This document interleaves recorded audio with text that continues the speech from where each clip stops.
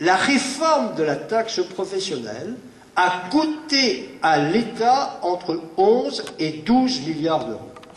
Autrement dit, la réforme de la taxe professionnelle a accentué le déficit public de la France. Qui a été le moteur principal de cette réforme? C'est le MEDEF. Et certains membres du MEDEF, notamment le patron de la Régie Renault, Carlos Ghosn, qui a tenu un raisonnement très simple: si je ne paie plus de taxes professionnelles lorsque je produis des voitures en France, eh bien, j'ai un coût de revient qui est diminué. Par contre, si la taxe professionnelle en France n'est pas modifiée et que je produis des voitures en République tchèque, par exemple, sur chaque voiture produite en République tchèque, je fais une économie de 250 ou 300 euros parce que, en République tchèque, je ne paie pas de taxes professionnelles. Donc, si le gouvernement voulait que les entreprises restent en France et que l'on exporte, pour que l'on puisse jouer de manière très avancée en matière de concurrence, il est souhaitable que vous fassiez disparaître la taxe professionnelle. Et c'est ce qui a été annoncé à l'issue d'une émission télévisée par Nicolas Sarkozy: suppression de la taxe professionnelle.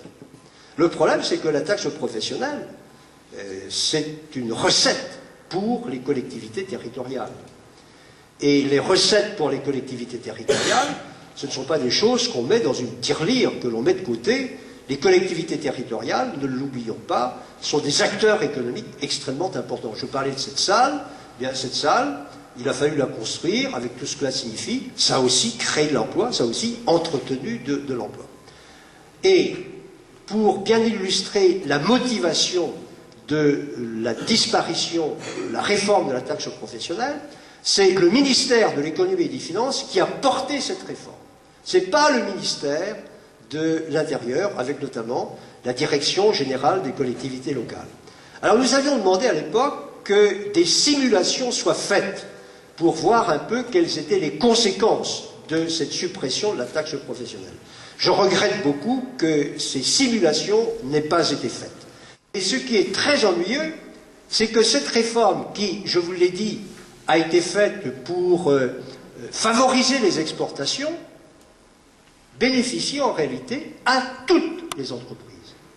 Que ces entreprises exportent ou qu'elles n'exportent pas. Cette réforme de la taxe professionnelle opère aussi un transfert sur les ménages.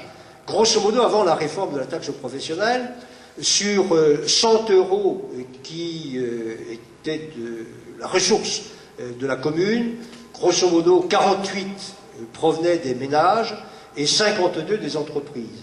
Avec cette réforme, on voit qu'à l'horizon de 5 ou 6 ans, les 48 euros payés par les ménages vont augmenter pour atteindre entre 65 et 70 euros.